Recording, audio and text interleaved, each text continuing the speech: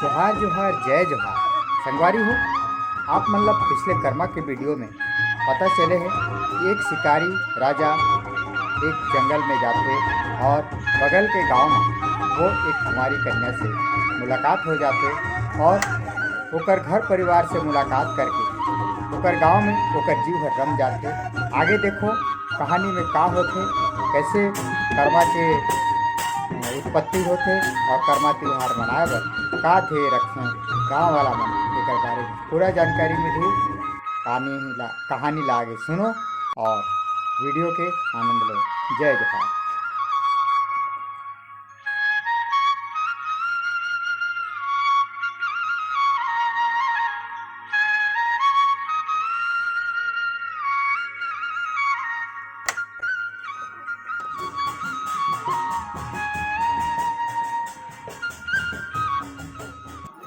रम गया।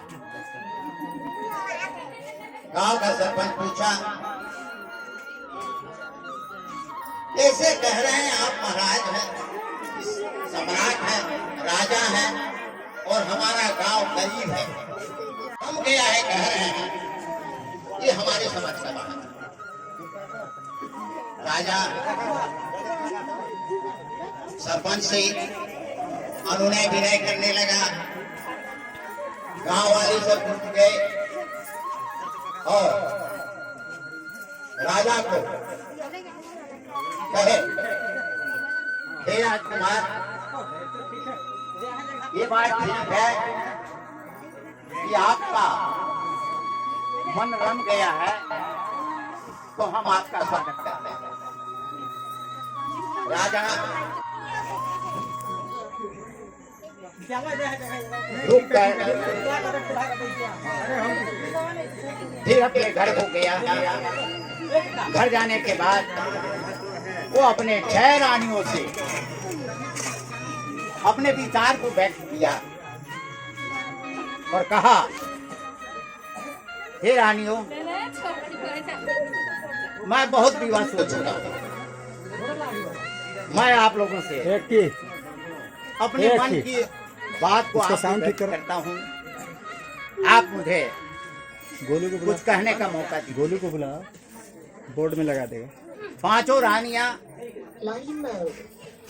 बोले, हे स्वामी,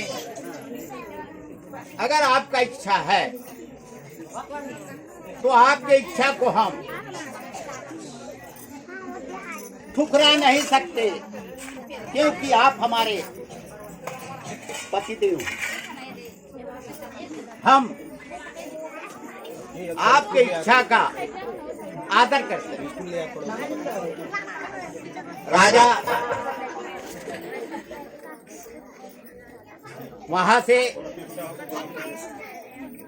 अपने साज सज्जा के साथ चलिए ठीक है ना, वो बन जाएगा। उस गांव को गया जहां लड़की का घर था, उसकी माँ थी। वहां जाने के बाद उस गांव के सभी नर नारी, बाल बच्चे इकट्ठा हो गए और राजा का स्वागत करते हुए उस इधर आ जा, देखो ना, कुंवारी कन्या को राजा को सौंप दिया। वो गरीब परिवार की कन्या राजा के घर आकर रहने लगी और पटरानी राजा की बन गई। एक दिन ऐसा आया, राजा को शौक था कि मेरे यहाँ कोई एक बच्चा हो रहे, औलाद रहे और छोटा पटरानी को कोई बच्चा हो तो 5 नहीं चाहेंगे कि इसको बच्चा हो जाए और ये सुख होगी, हम इसका देखभाल। गोलू ला भेज तो इतने, गोलू ला भेज, गोलू ला। वो रानी सेवा गरीब घराने की थी, राजा की खूब सेवा करती थी और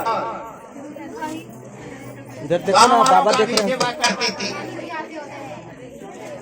जब पांचों रानी उसको देखकर सोचने लगे कि कहीं इधर लाइट में इसके देखो डिस्चार्ज होते हैं। औलाद हो गया तो हम पांचों का हालत बेकार रहेगा। ऐसा समय आया, मंदिर जाने लगे, गंगा बनारस जाने लगे, लेकिन कहीं भी उनको पुत्र की प्राप्ति नहीं। तो एक दिन उस रास्ते से एक साधु जा रहा था। साधु बिल्कुल फक्कड़ था, उसको कुछ लेना था ना कुछ देना था। वो उस गांव, उस शहर से निकलने लगा तो एक दरबारी साधु से पूछता है कि महाराज आप कहाँ जा रहे हैं? वो कहा मैं अपना रास्ता जा रहा हूं, तुम अपना रास्ता जा रहे हो। प्रभु आपसे एक निवेदन था, कहते हैं कि साधुओं का कुछ आशीर्वाद लग जाता है तो मनोकामना पूर्ण हो जाता है। साधु उधर से आओ ना, उधर से बोले बोलिए क्या बात है? तो आप हमारे महाराजा के यहाँ चलिए, उनको बहुत ही तकलीफ है। यहाँ से देते जाओ। तो साधु को महाराजा के यहाँ बुला लाए और साधु महाराजा के यहाँ आया। राजा पांचों रानियां तो साधु का कपड़ा देखकर घृणा करने लगे, अरे इसका पैर कौन धोएगा। लेकिन वो छोटी रानी जो थी, गरीब परिवार की थी, वो सोची और थाली में जल दूध तेल लेकर पहुंची और साधु का पांव पखारना शुरू कर। साधु का जो पांव पखार दिए तो साधु बोलते हैं कि बेटी आप पुत्र। जब ये बात सुने तो पांचों रानियां के मन में कुछ इच्छा जग गई। अंदर लेकिन अंदर वो भेज दीजिए, अंदर उधर से अंदर ले शर्म जाओ, से- कुर्सी में बैठा देना फिर इधर। साधु का पांव पकड़ने नहीं गए। अंदर ले जाना, और कुर्सी है जो। और जब रानी छोटी चाहे वहाँ भी अंदर पलंग ले है। और चरण बंद की कर ले। अभी सज्जन संत उस गांव के मुखिया लोग थे, वहाँ भी बैठा दीजिए ना, वहाँ भी उनके कुर्सी है। मन में लगा आज राजा के घर में लड़का होगा चाहे लड़की होगी, हम सबों का मान मर्यादा बढ़ेगा, हमारे गांव का इज्जत बनेगा, कहते वो बड़ी खुशहाल करने लगे। आप क्या कहेंगे, रानी को गर्भ हो गया और साल भर के बाद 9 महीना जब पूरा, रानी के कोख में बने 5 बच्चे, 5 बच्चे उसके कोख में पैदा हुए। कि समय आ गई तो राजा फिर शिकार खेलने के लिए निकल गया था और राज्य के उसके जमादार, उसके सिपाहियों को भार सौंप के गया था कि आप राजा का, रानी का देखभाल करेंगे और इसको किसी प्रकार का तकलीफ नहीं देंगे। लेकिन बड़े रानी को बोल के गया था राजा कि देखो रानी, आप इस घर की मालकिन हो, इसका सेवा शुश्रूषा आपको करना है।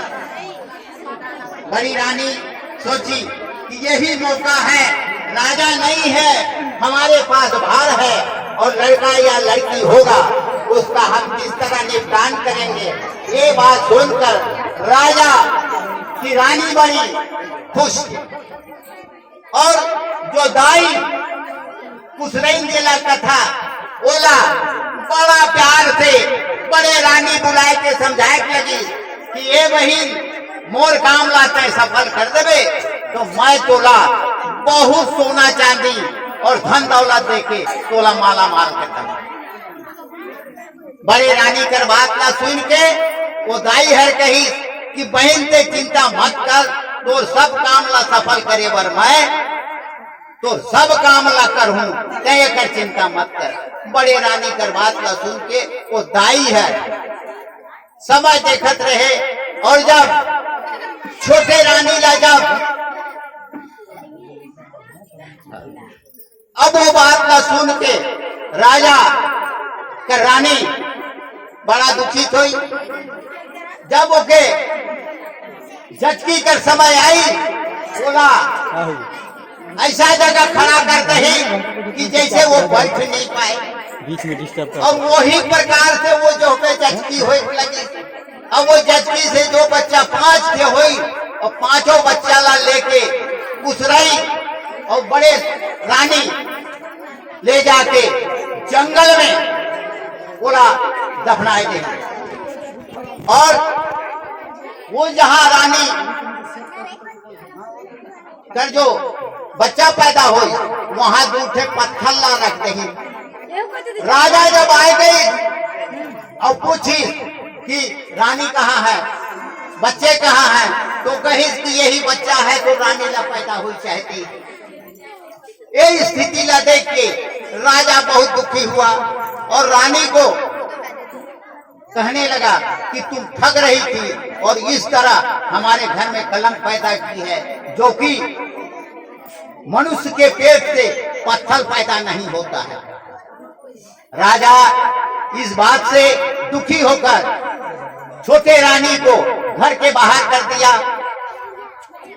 और घर के बाहर कर देने के बाद वो अनादर किया। उसको घर के नौकरानी के समान उससे व्यवहार करने लगा। ये सारी बात करने के बाद एक दिन उसी गांव में जहां कफन डाले थे वहां जाके उस गांव का एक कुंवारी कन्या वहां जाता है और वहां चमेली का फूल फूला हुआ था, चंपा चमेली गुलाब का, और 5 ठो पेड़ था और 5 पेड़ के बगल में बांस का पेड़ था और वो 5 पेड़ के फूल जो है ऊपर लटके रहते थे। उसको कोई भी छूने जाता था तो छू नहीं पाता था, बल्कि वो फूल और ऊपर को जाता था। उस गांव के आदमी जब इस क्रिया को देखे तो राजा से आकर कहने लगे कि हे महाराज, ये जो काम हो रहा है ये हम लोग अचंभित हैं। तो राजा गया और वहां अपने रानी को भी लेके गया। 5 रानी उसको छूने लगे और 5 फूल ऊपर को चले गया, लेकिन कोई छू नहीं पाए। अंत में वो छोटी रानी फूल को जब छूने गया, फूल को जब छुआ, तब वो फूल बोलने लगा कि ये हमारी मलकिन आई है, ये फूल तुम इसके हाथ में लगो, ये तुम्हारा इज्जत करेंगे। आज वो राजा की रानी उस फूल को लेकर आया और वो कहने लगा कि अगर तुम फूल हो मेरे बच्चे तो आज मेरे गोद को हरा भरा कर दो, मैं आपका सेवा करूंगा।